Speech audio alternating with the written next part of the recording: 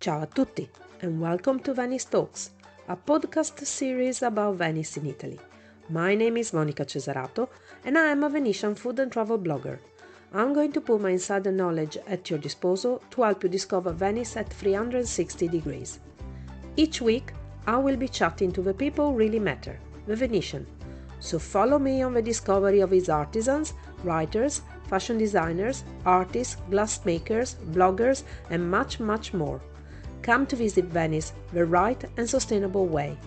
You can find me on my blog www.monicacesarato.com and also on all social media. Enjoy the episode. Welcome to Venice Talks, episode number 17. Welcome back to Venice Talks, and here we are with another episode. And today I'm very happy because I've got a very lovely person talking to me, talking about something that I really, really, really like. So my guest today is Jelena Ivanisevic, architect of Scuola Grande, San Giovanni Evangelista. Ciao Jelena, how are you? Ciao, Monica. Very nice to find you here, and I'm happy to have this conversation with you too. Good. Did I say your surname right? Oh, I didn't. Yes, I yes, did. Okay, yes. kind of. we tried for about 5 minutes before we started. I think I'm pretty sure I got it wrong. Anyway, let's start to explain to the listeners what is a scuola in Venice. Well, that's a great question because it's always funny when we have the first approach with somebody and I say that I work in this scuola, but actually the name school doesn't mean that we are school, so we don't have teachers or professors or students. Scuola in Venice is a very typical and particular organization. We are very, very old. Scuola was founded in 13th century. 1261. Wow. And it's a brotherhood, still is. Very often people think that we are a museum of something that doesn't exist for centuries, but still today, after more than 7 centuries, Scuola Grande is a brotherhood. So it's an association of people, mostly Venetian citizens. It's no-profit organization who takes care about a beautiful building, which is the headquarters of this organization, which is a huge monument of art, architecture, and history of Venice. There is a difference between a brotherhood and a confraternity, right? We in Venetian we call it confraternita. So for us, we consider it as synonymous.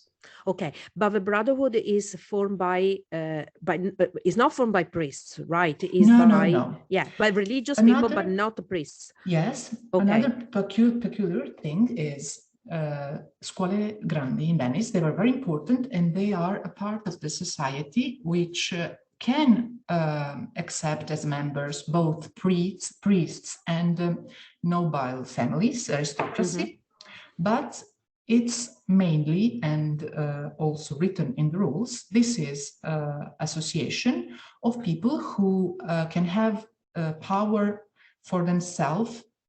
So it's meant to be the place for plebe, for citizens of Venice who didn't have access neither to the politic of the Venetian Republic, because that one is reserved just for the aristocracy, or to the church, because you have to be a priest to become a member of some religious organizations. So for very rich and important citizens of Venice who didn't have access to these other poles of power in Venice, becoming a Guardian Grande, which is the chief of the brotherhood, was the main and most important role that you could have in Venice. So being like organization, it's important. And these schools were born to help people. I mean, they had a big impact on the monuments and on the arts of the city. But the real reason is because they were supposed to be helping the poor people in a way, wasn't it? Yes. Usually I can easily say that Today we have a social care and healthcare system, which is organized by local government in every country. At that time, during the centuries, scuole were taking care about this aspect of life in Venice. So when you're young and working, you pay your annual fee, and in any kind of difficulties, you will be taken care and helped by the scuola. So in case of illness, or in case that the father of a family would die, the scuola would take care about widows and also about the children, especially daughters who were still to be married. Ah, okay, right, okay. Well, I didn't know this little part. Okay, and how many schools were there in Venice? In the beginning, it was just 4 of them, the scuole grandi, while the scuole piccole, which were not so rich and so important as the scuole grandi, they existed like hundreds of them, because every single guild used to have their own scuola. Ah, okay, right, okay. Because I knew that the guilds looked after their own members, but I didn't realize actually they did it through the minors schools. Okay, Yes, right, yes. got you now. Okay. Venetian Republic actually did very clever thing by supporting and giving special rules how to rule these scuole, because in this way they had a capular control and also capular assistance to the poor people and any kind of needs that you would have in the city, in the society. So there are 5 now, or we're still on 4? Now, today, many don't exist anymore. Many exist like just a building which became the property of the government, and so on. Among the scuole, both grandi and also national scuole, it's us, San Rocco, Carmini. Then you have Misericordia that don't own anymore the building. And you have a Scuola Dalmata every now and then. Since I come from Dalmatia, every now and then I say, okay, maybe I got the wrong Scuola, but I could belong to both of them. Yeah, well, listen, it used to be all belonging to Venice, so that's fine. It's always Venice. So let's talk about Scuola Grande San Giovanni Evangelista. So you told us it's more than 700 years old. What is, I mean, for me, is one of the most beautiful buildings in the city, and I think maybe one of the but you pass, you don't understand what it is many times, I think. Yes. I mean, obviously Venetians know, and us in the know, we know what it is, but I'm thinking as a tourist, you just walk, you look at it, you think, oh, it's beautiful, because it's also very strange. The entrance is very strange. The beautiful what do you call staircase? Yeah, and the gates as well, just to walk into the courtyard, that is very, very strange. So let's talk about how he developed, first of all. Why was he born?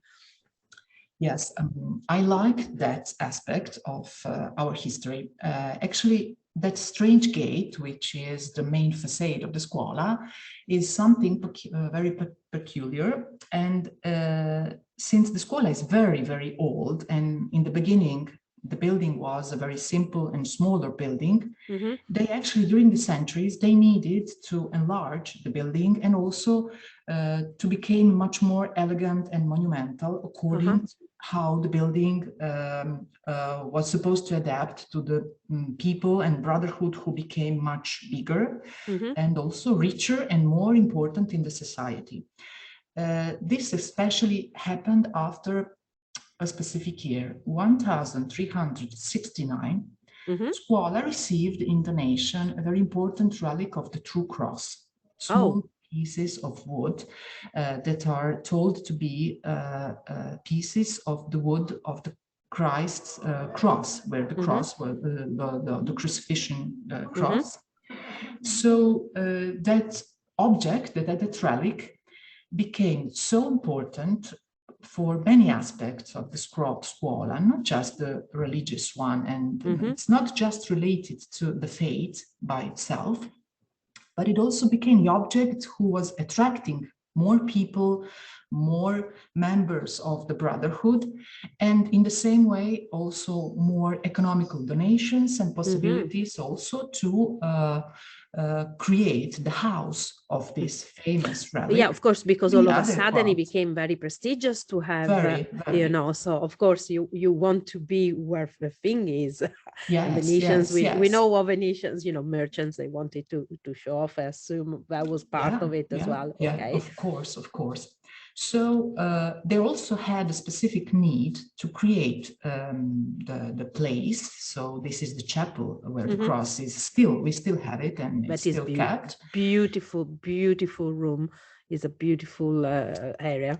Precious, yeah. And in the same way also in the late 400s, so in 15th century, most important Renaissance architects and the tagliapietra people who worked stone and also painters were called, all of them, to create this new house, renewed house for this relic of the cross and for this brotherhood that became even more important in the city. And you know, the problem was that actually the building already existed and they had in front this small square, this small campiello, which doesn't actually gives you the opportunity to exhibit the new facade. Of course, because it's quite, for Venetian terms, it's quite a small little courtyard in a way. It's a small campo. It's not not very big. Yes. You can imagine Scuola Grande di San Marco, which actually today is the hospital, city hospital, and they have a huge square in front. So yeah, of course. You have the building with the facade that is done by the same architects of the moment, and you can admire it from very far away, and you can see it. The whole building can easily admire it from the distance. We didn't have that possibility, so that was a huge problem that money can't solve. So they needed a genius solution for that, and that door actually is something that I adore because of that, because they did something very clever and very special, and they invented it because they needed a solution for a problem that didn't have easy solutions. Little curiosity, Jelena. Was the door closed at night, or was it always left open? Ah, okay. If so you pay attention, yes, if you pay attention, you will still find iron sticks that used to keep the door, the gate. I'll have a look next time when I pass through. Yes. Okay, that's good, because now you can just walk through. You go through the Calle. Is actually a shortcut to go quicker. It's a shortcut to the train station. Yeah, to a train station. But I didn't realize it was closed. So on both sides, also the little entrance to the Calle then as well was closed. Well, at the time, of course, train station and bus station did not exist. So basically, we didn't have so much passage like we have today. Ah, okay. And in fact, there's another thing. If you pay attention, the gate is decorated just on one side, which was external, while inside it's just normal plain wall. Because the city and who would arrive here and who would come to visit the Scuola, to enter the Scuola, they were all arriving from Rialto, from San Marco. Okay. And actually the area where we have train station today, that was a back door. You didn't have the bridge, and it was just, you know, fields with cultivations, animals. Okay, actually, got you. If you see the drawing of the Barbari, how Venice was at the time, then you realize how today we are very much used to see as the entrance door to Venice, train station and bus station. Yeah, of course. And it wasn't in the old days. Yeah. St. Mark's was, everything arrived in St. Mark's. Yeah, of course. Oh, that's so interesting. And what about the little church that is in front, the chapel that is in front of the Scuola? The church of San Giovanni. That's as old as the actual building itself. It's actually older. Okay. Yeah, right. The church is told to be founded in 970. Oh, wow. Without 1000 in front, so just 970. And it was a chapel, private chapel of the family Badoer. Ah, okay. And that church, in the beginning, just the family chapel, and then after the Scuola Grande became how to say, the neighbor of the church. Also, Scuola Grande started to use it together with Padoer family, and also to share costs and to share also commitments to pay new painters. And also that church had many variations, and during the centuries many things changed. So how you see the church today is actually has a little bit to do with how it was in the beginning. Well, like many layers. churches, many churches, many layers and many churches in Venice. Does this make it one of the oldest churches in the city?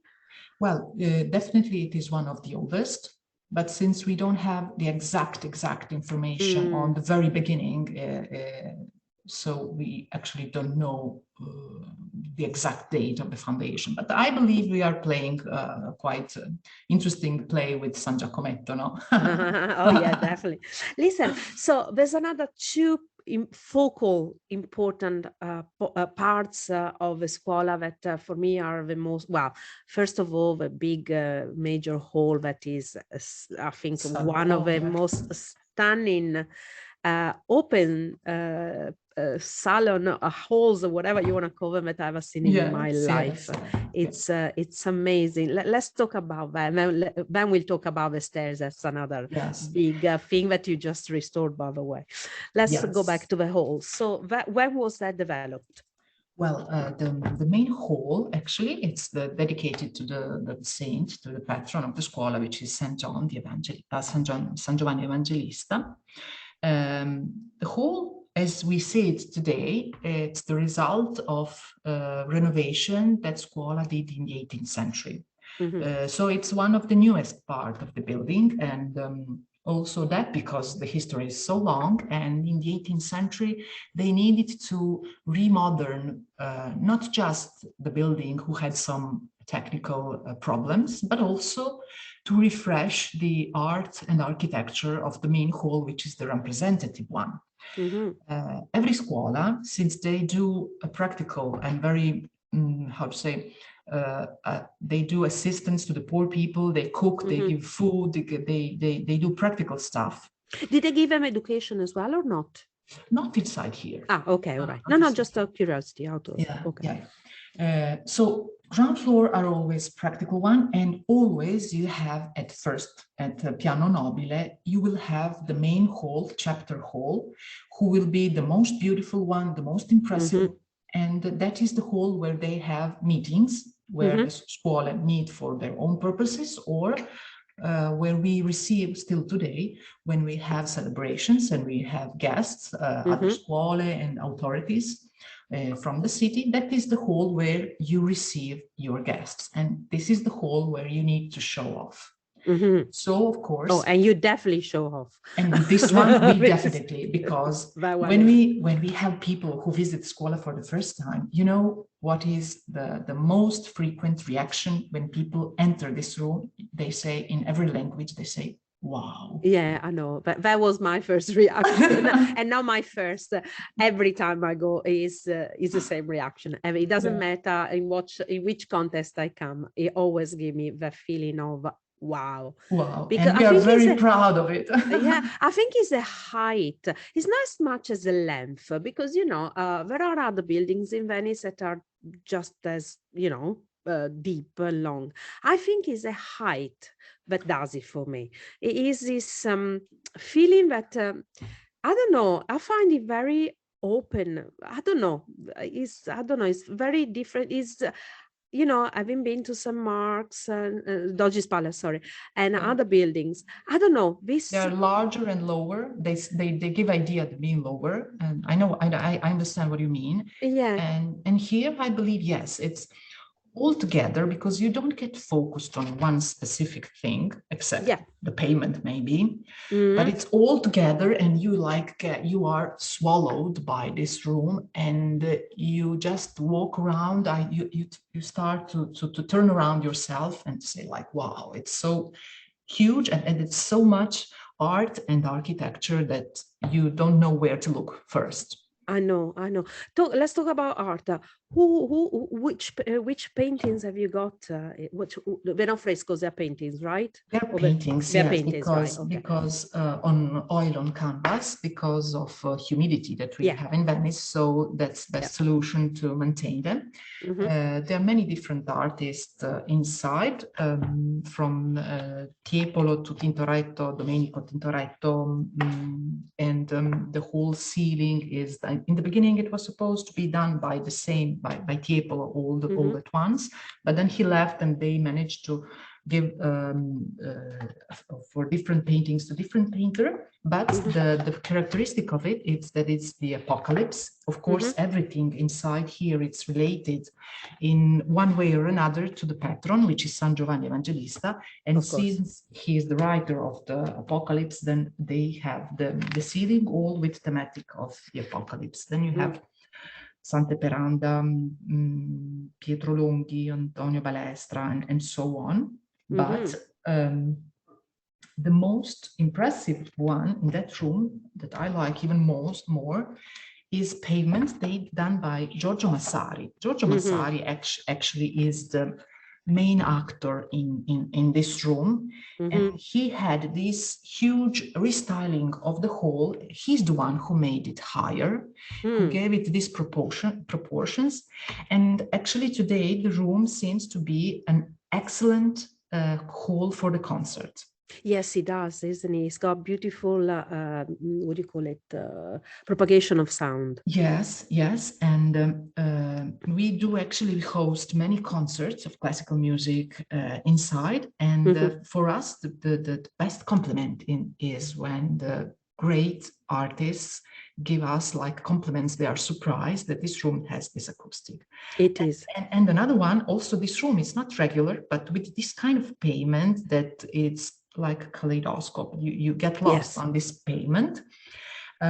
Giorgio Massari managed to hide from the human eye, from the visitors, the fact that the room is not at all regular. It gets larger, and then it gets narrow, and Oh, you okay. don't. Oh, right. Well, he did manage to, because I never realized that. And Okay. So, you yeah. see, next time you check.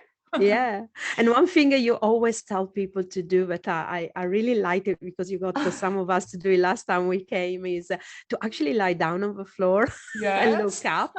That I think is always something strange to be done in a location like yours. But to be honest with you, at the end is one of the most beautiful feeling, because you do get to see everything with a different totally perspective, and you don't Yes. get to do that in the Doge's Palace for sure. You only Yeah. get it to do it. Yes. In the beginning, people are always shy, and they say Yeah. like, you really, we can. Yeah. But once you do it, I believe you get completely attached. It's, I don't know why, this psychological Mm.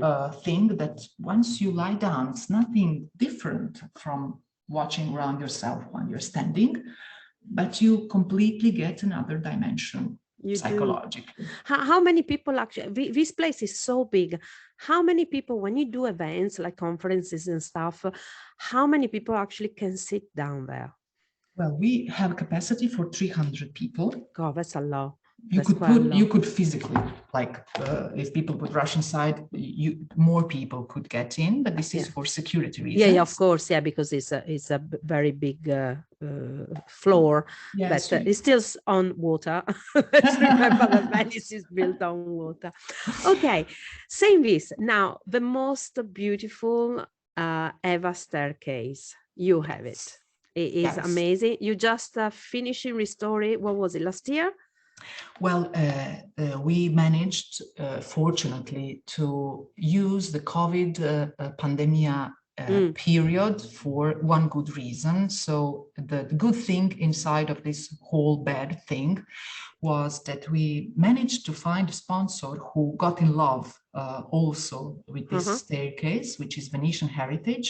Okay. And they managed to collect almost all of the financial support before COVID.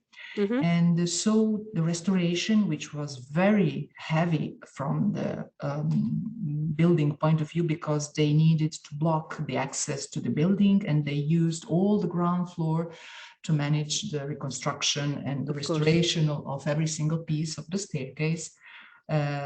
In a normal period, when we are open as a congress hall and also as a museum, that thing wouldn't be possible. So of they course, also worked because for 2 years. your staircase is not one staircase; it goes in from both sides, so Yeah, it's double. It's a double staircase, so you would have had to close them both. I remember I got the opportunity to see the works while it was happening. It was incredible.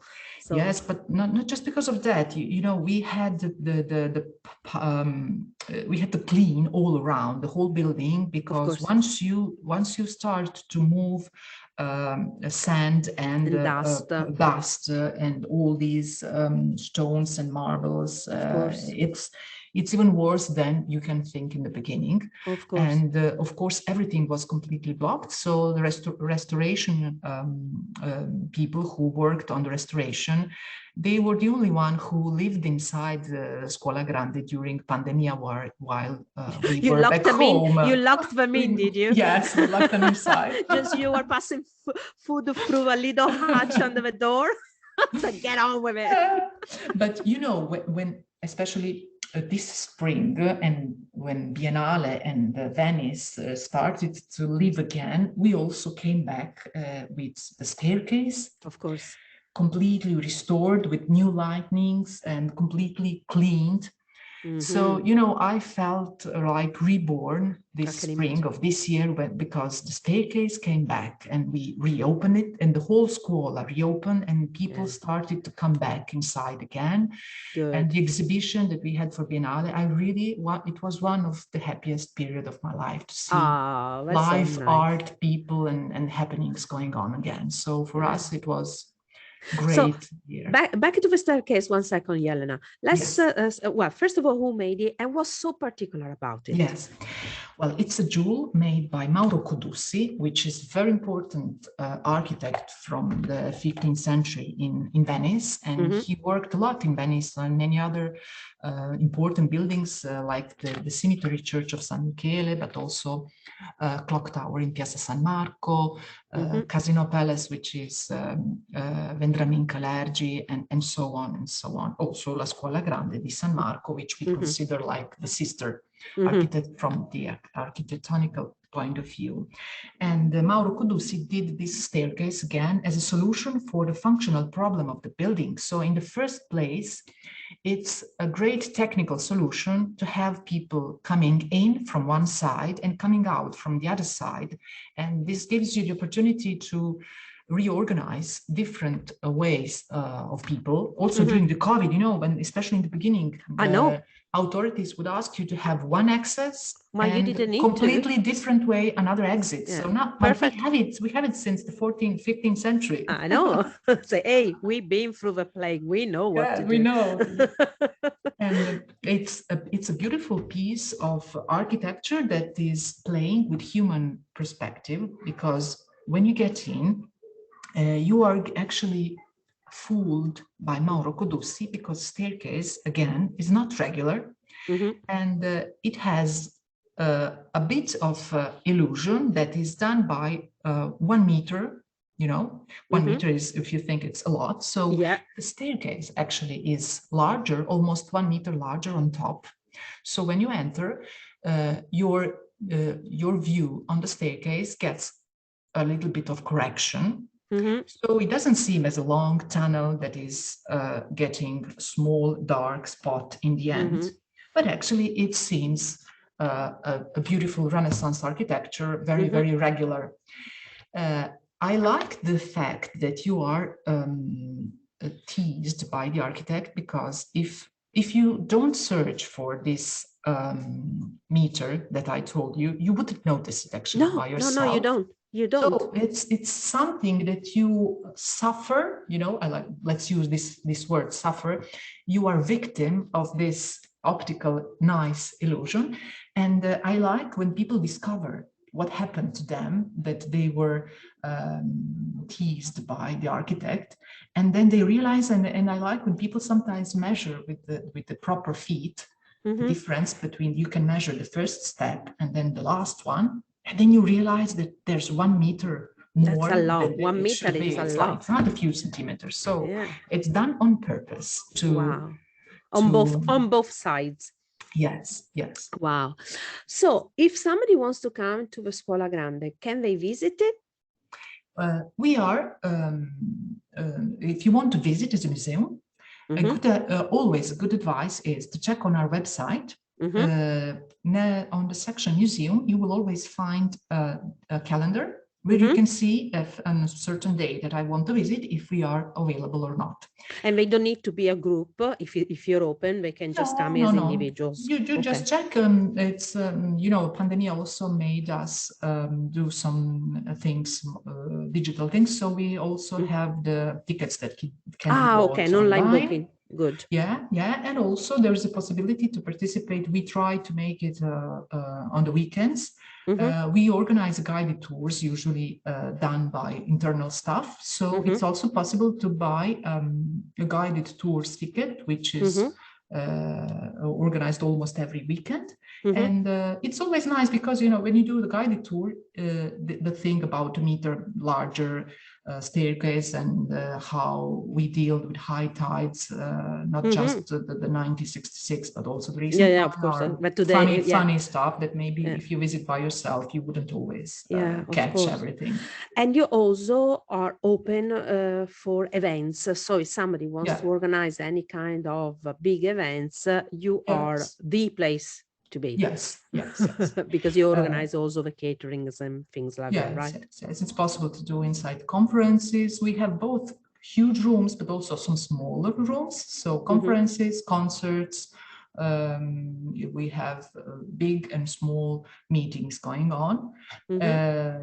Especially if you have guests coming from around the world, it's a nice thing to have.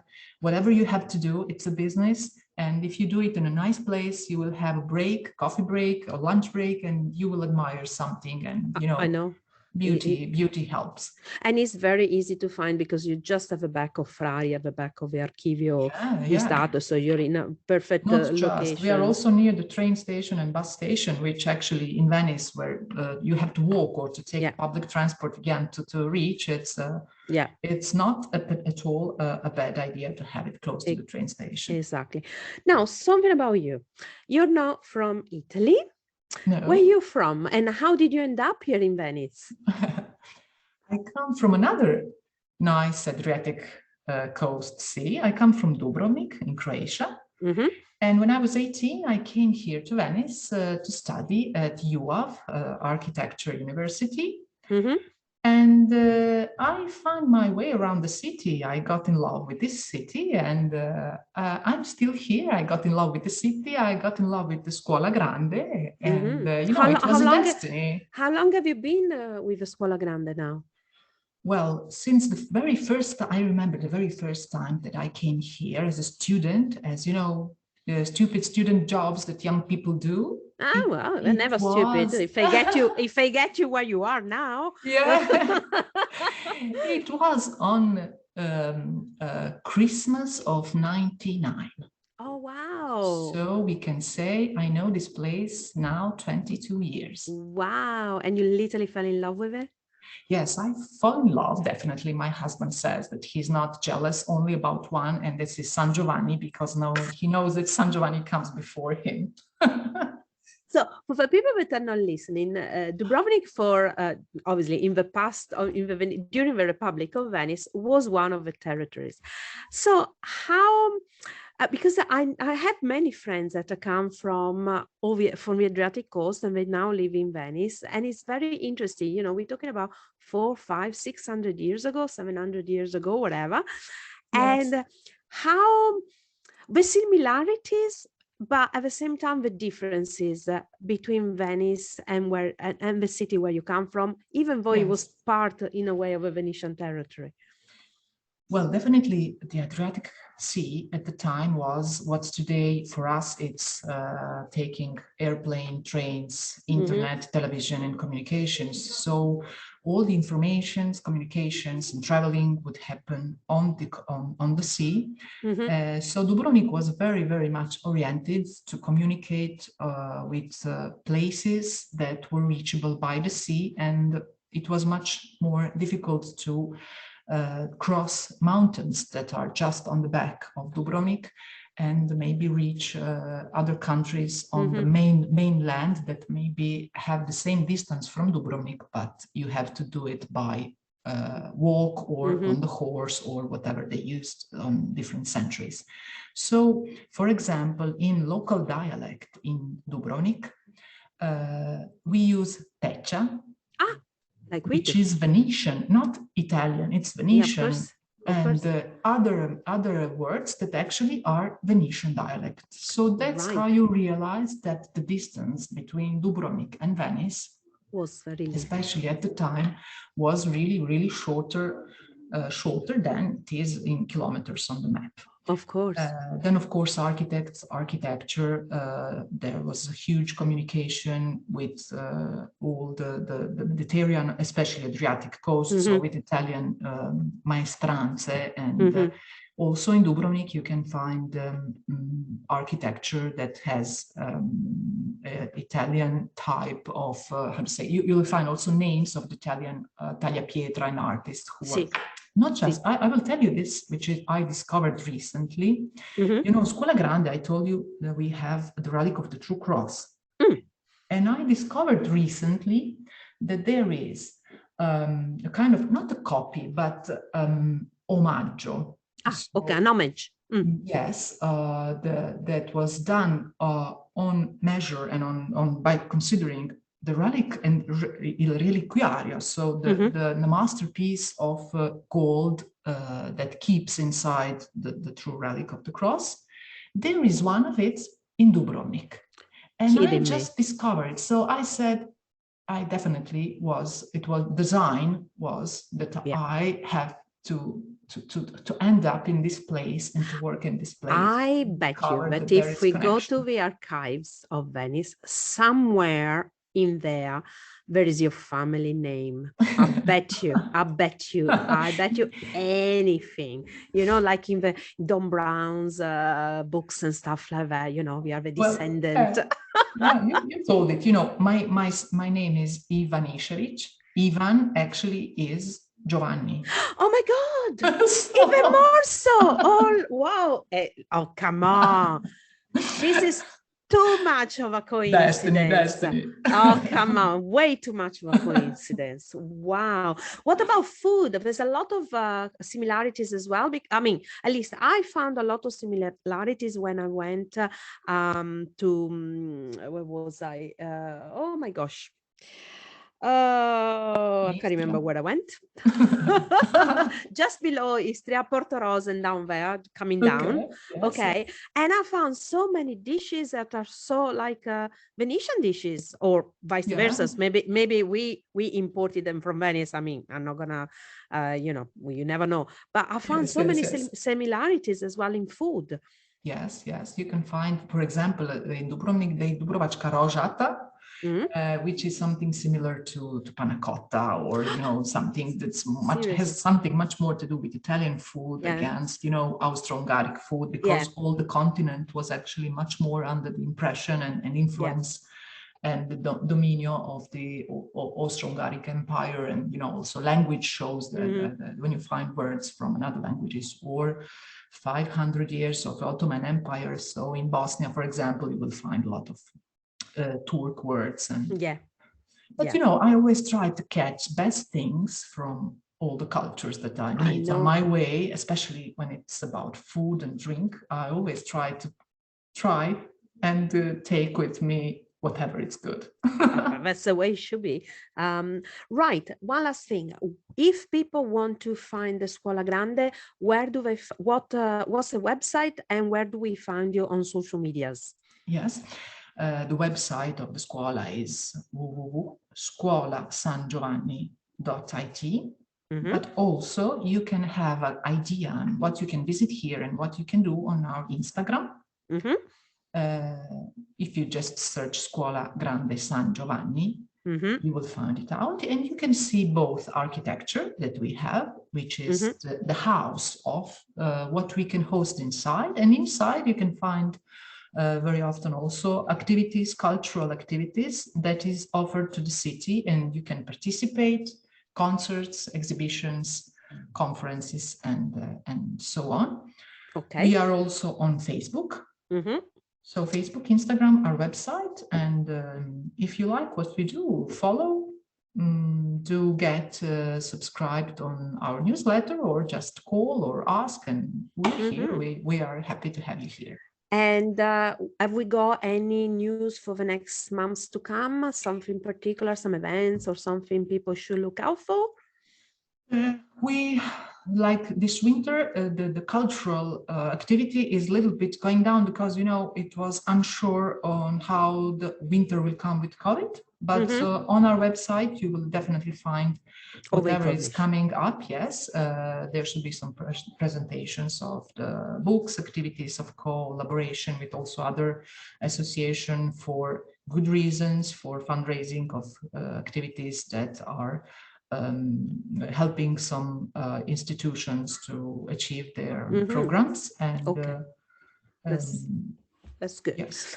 Okay, Jelena, what can I say? Thank you so much. And I got to say, I mean, it was lovely listening to you, but it's so much even better coming down and see what you said. Yes. So people should definitely make an effort to come, because I think there's so many beautiful things to do in Venice, and everybody, I mean, I don't want to take nothing away from the Doge's Palace, from the Basilica. But you have to start from there, but we are very nice. I like to call this place a hidden gem. So yes, search for us, and it really is hidden because you are behind the gate in a way, so you definitely are hidden. But I think it's also because you really are away from the masses, and it is a pearl. It is a little pearl in a labyrinth. In the labyrinth that is Venice, I think is one of the most beautiful hidden gems. And guys, you definitely got to go and see it. Thank you so much, Jelena. It was a pleasure talking to you. And thank you, Monica. Waiting for you to discover some other details around and have a coffee together. Absolutely. Speak to you soon. Ciao, ciao. Ciao, ciao, ciao. Thank you again, Jelena, for talking to us. You can find Scuola Grande at www.scuolasangiovanni.it and on all social medias as Scuola Grande San Giovanni. Thank you again for listening. If you want to book a food tour or a cooking experience with me, you can find me on my blog www.monicacesarato.com or at cookingvenice.com, and also on all social medias with the handle at Monica Cesarato and at Cooking Venice. Feel free to leave a comment or write to info@monicacesarato.com for more information about the people featured in the podcast or Venice. Bye bye!